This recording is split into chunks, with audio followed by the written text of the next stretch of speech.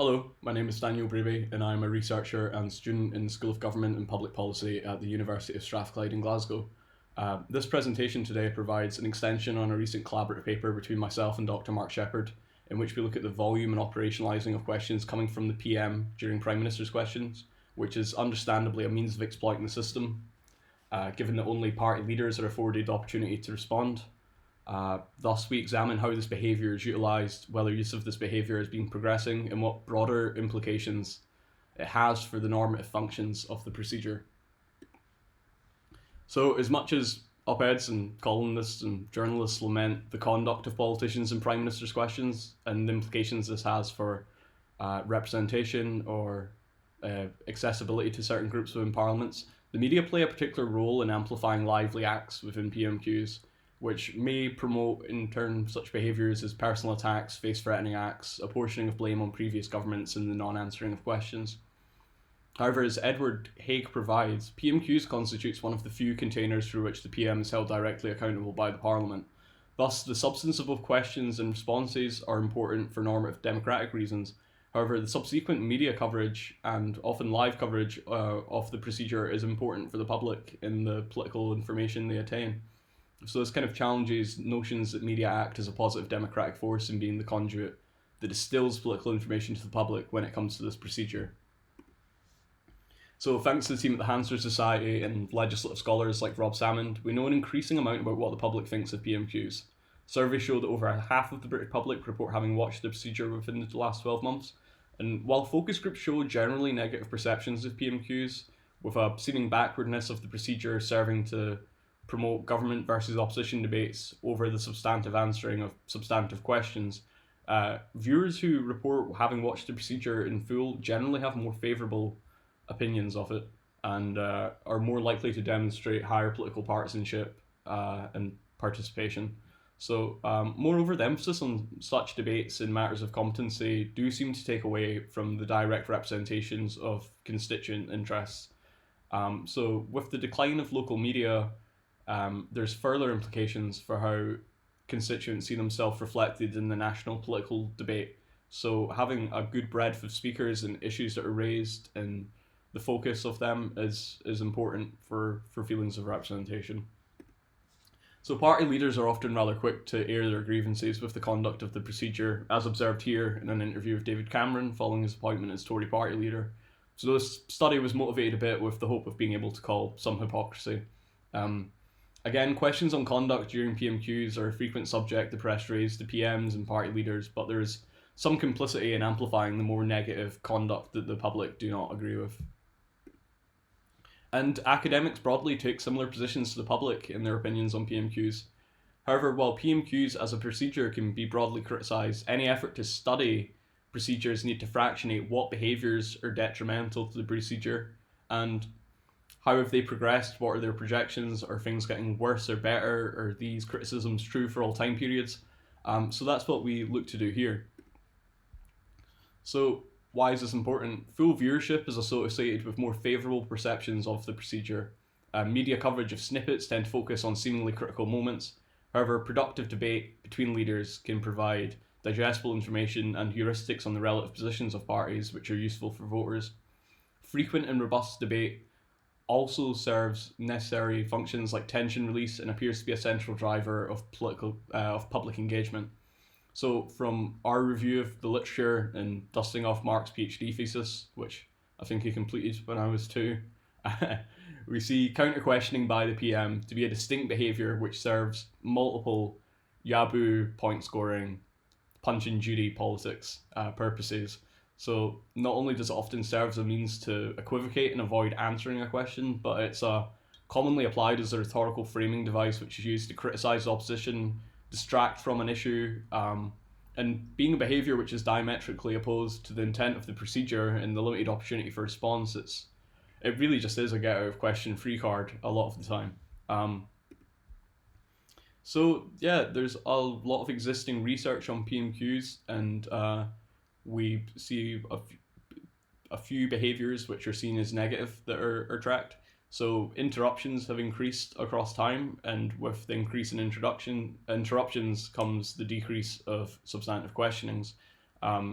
since cameras were introduced for broadcasting the procedure, it's become a much more group versus group row between the government and opposition, and as a consequence, we've seen sort of partisanship rise amongst the public.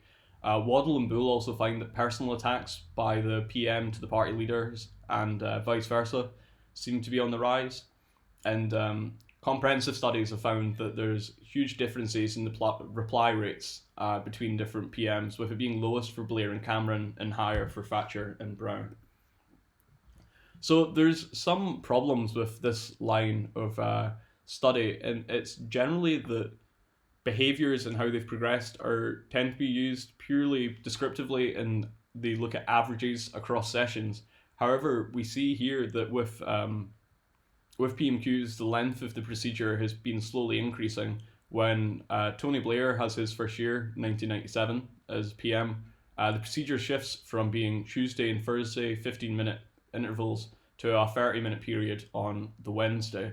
And we see across time this has increased by around 50%. And all the word counts we take here are formatted the same way by the Hansard Society. So we kind of inferred from the YouTube playlist, which hosts all the PMQs episodes, that around 4,000 words of formatted text is about 30 minutes of the procedure. And while we do offer some insights into Johnson, and that's extension onto this paper, there is a lot of variance that we can't fully use to compare his first year thus far as a unit for comparison with the rest of them. There was a proroguement of Parliament. He missed sessions for the Tory conference, the pandemic, and we see when Lindsay Hoyle gets appointed as Speaker. I think it's around the 17th of December or so. The range that the word count flows between decreases drastically. So yeah, how are we measuring this? So we're looking at the broader implications counter questioning has for the procedure. So we're looking at the total quantity of questions asked by MPs, including the PM, the total number of questions asked by the PM, and then we look within and do some content analysis and see who are those questions directed at and whether they're using criticism or apportioning blame on past governments. And then we look at stuff like the total number of questions asked, and then order paper questions, which are prepared in advance, and the supplementary questions, which are appointed by the Speaker. So in her last PMQs, Theresa May said that she looked forward to asking questions when no longer front bench. So we're here to look at the ones she asked when she was front bench. So we can see here, if people want to see a full appendix of the questions we pulled and how we coded them and everything else, those are available online.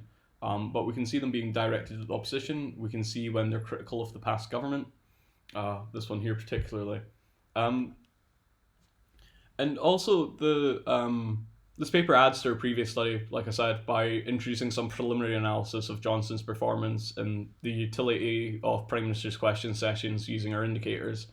Myself, Mark, and others are looking to do quite comprehensive work with PMQs and content analysis, so if anyone would like to discuss that at length, get in touch with me. However, our data on Johnson is very limited. By all indicators, Johnson's first session, his very first one, is the worst performance out of over 160 sessions we have studied. But after this, it declines by over 80%, so there's a lot of variance within the 10 sessions we've looked at, but not a bad thing. It kind of indicates that such behaviours are used strategically and personal styles are malleable to public and media responses. So yeah, just the number of sessions that we study within the first years. And this is where I think the cool thing comes in with this paper when we look at duration. So we see here the total number of questions is relatively stagnant. We see order paper questions have seemingly increased across time with PMs. And in terms of questions by the Prime Minister, it really peaks with Cameron, but we see it being a more prevalent behaviour amongst the last three PMs compared to Blair and Brown. But when we look at our duration control, which is looking at the number of events on average per 1,000 words rather than looking at the average across sessions, we see it's a rather different story. Order paper questions have stagnated while the total number of questions have nearly halved, which the other literature just really did not predict. We also see that In terms of the number of questions coming by the PM relative to the total number of questions, it increases gradually, with Cameron just being a sort of standout, and it's decreased a little bit, but it's still fairly prevalent when considering that it just should not be a behaviour within the procedure. So yeah, I'll sort of go through the rest of these results quite quickly, but we can sort of see some incidents where looking at the average across sessions rather than the 1,000-word measure would inflate or under value certain behaviors. But yeah, we kind of see here that how the PMQ, who the PM targets their questions at. We see that questions being asked to the leader of the opposition are extremely low under Tony Blair, get markedly higher under Brown, and then are consistently quite high other than May. And again, we can look at how blame is apportioned on previous governments and criticism of the opposition generally. So we see here the main finding here is that inter-party and intra-party rotations in government seem to be the factor as to whether it's apportioning blame on previous governments or whether it's general critique of the opposition. When Blair and Cameron are win the election, they become the Prime Minister, taking over from the other party respectively. We see there's much higher apportioning of blame on previous governments, while there's relatively low critique of the opposition. We see this decrease from Brown compared to Blair, and from Cameron onwards, looking at May and Johnson, there's nothing that resembles apportioning of blame on previous governments. It's all general critique of the opposition, and while this is relatively low in terms of the total number of Prime Minister's questions by Theresa May, this is significantly high, over 70% with Johnson. So we tried to look at what factors of public opinion or approval of the Prime Minister might explain these behaviours, but we didn't really have much findings. We obviously look at quite a low number of weeks, and given that Cameron's only one where a question is quite a high probability event, we see a significant relationship there, but nothing to really infer from that. So in conclusion, has Punch and Judy politics eroded what is the state of counter-questioning within Prime Minister's questions? So in terms of question the PM asks, no, these have been on the up. They're significantly high under Cameron, but there's still a prevalent behaviour of the recent Conservative PMs relative to Labour. Questions directed at the opposition, no, these are highest under Johnson.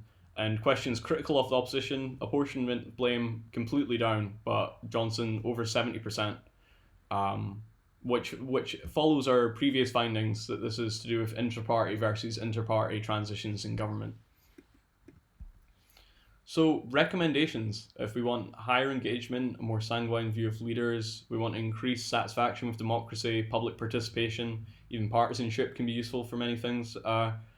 Reducing the number of time the opposition leader has questions, it seems to be a good way to free up more time for backbench questioning. Party leaders are often given 2 or so opportunities to speak during the procedure, with the main leader of the opposition having 6.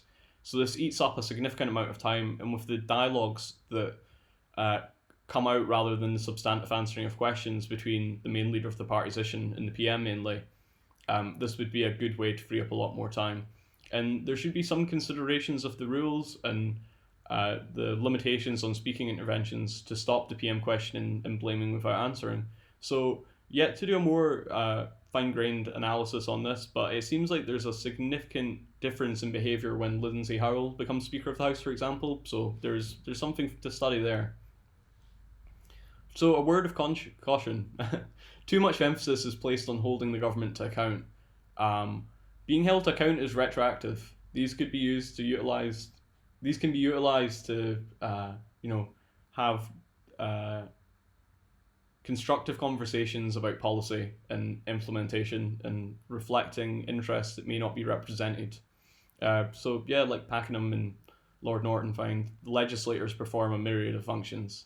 And Prime Minister's questions is important for other reasons, not just the substantive answering of questions, so such as tension release and forms of representation. And another word of caution, previous studies of legislative behaviour have looked comparatively across sessions, more or less, without controlling for duration, and given the varying durations across sessions of PMQs. Previous studies have likely overestimated increases and decreases of certain behaviour, so this is something we're looking to implement in different contexts and take forward. Anyway, thanks for attending.